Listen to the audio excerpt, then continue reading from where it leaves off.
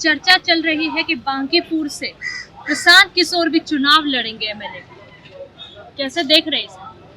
अभी जो बिहार में विधानसभा का चुनाव हुआ, आप सब लोग थे ही यहाँ और बहुत सारी चर्चाएं चलती रहती थी और उसमें प्रशांत किशोर जी भी रहते थे।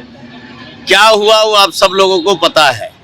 बांकीपुर हमारे पार्टी के राष्ट्रीय अध्यक्ष का सीट है और पटना महानगर भारतीय जनता पार्टी का अभेद किला है।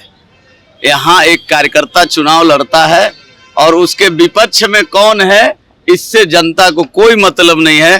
भारतीय जनता पार्टी के साथ आज से नहीं वर्षों बरस से पार्टी के साथ यहाँ की जनता रहती है। चूंकि भारतीय जनता पार्टी है जो लगातार संघर्ष भी की है 90 से 2005 तक और 2005 से लेकर के अब तक लगातार विकास ऐसा की है कि अगर आज कोई 10 साल के बाद इस पटना में आ जाए तो वो भूल जाएगा कि पटना हमको किस पुल से किसर जाना है। एक समय था कि सिर्फ चैनटर एक पुल होता था, बाद में राजेंद्र नगर पुल बना, आज ये पुलों का शहर है, पार्कों का शहर है, मेट्रो है। मतलब ऐसी चीज़ें हैं यहाँ जो एक मेट्रोपॉलिटन शहर में होता है। इसलिए पटना के बारे में कौन आ रहा है जा रहा है उससे कोई मतलब नहीं है। वो जैसे ही घोषणा होता है और यह सीट हम सब लोगों का है। प्रशांत किशोर जी इतने बढ़िया से अगर आएंगे, हम लोग चाहते हैं कि यह भी जैसे बिहार में वो चुनाव लड़े ना, यहाँ भी लड़ लें, उनको और अच्छे से जनता बता दे कि अबड़ी जो जाएंगे वो सीधा मैनेजमेंट करने के लिए जाएंगे, राजनीति तो भूल ही जाएंगे।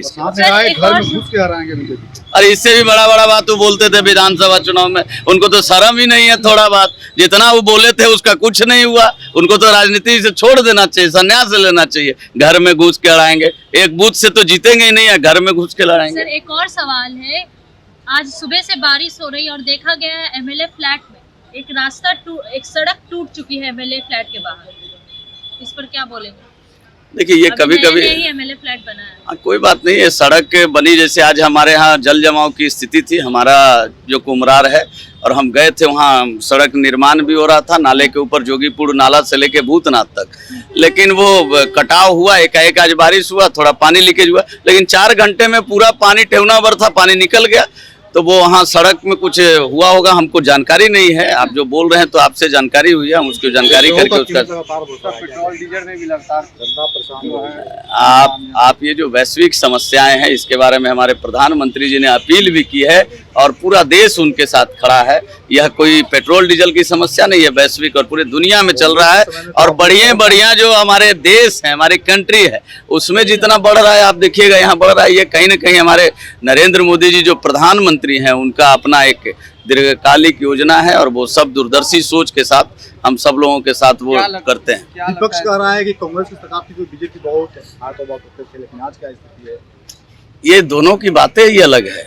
आप देखे होंगे कि लगातार आज 12 साल सरकार में रहे और किस प्रकार से पेट्रोल डीजल का रेट बढ़ा था, और जब कांग्रेस की शासन थे तो कितना रेट बढ़ा था। ये समस्या ही अलग है, ये दुनिया में समस्या है, ये कोई भारत में नहीं है। और भारत की जनता इसको समझ रही है और पूरा देश प्रधानमंत्री जी के साथ खड़ा है। क्या लगता है सर, कोरोना के बाद कोई बड़ा संकट आने वाला है क्या? अभी तो आप देख ही रहे हैं, आप ही लोग बोल रहे हैं पेट्रोल डीजल और जो युद्ध की समस्याएं बनी हुई है। कोई युद्ध बहुत अच्छा चीज नहीं है, वो चाहे घर का युद्ध हो, चाहे बाहर का युद्ध हो, चाहे किसी 2 देशों में युद्ध है। युद्ध लड़ाई तो अच्छा होता ही नहीं है, वो तो संकट लाता ही है।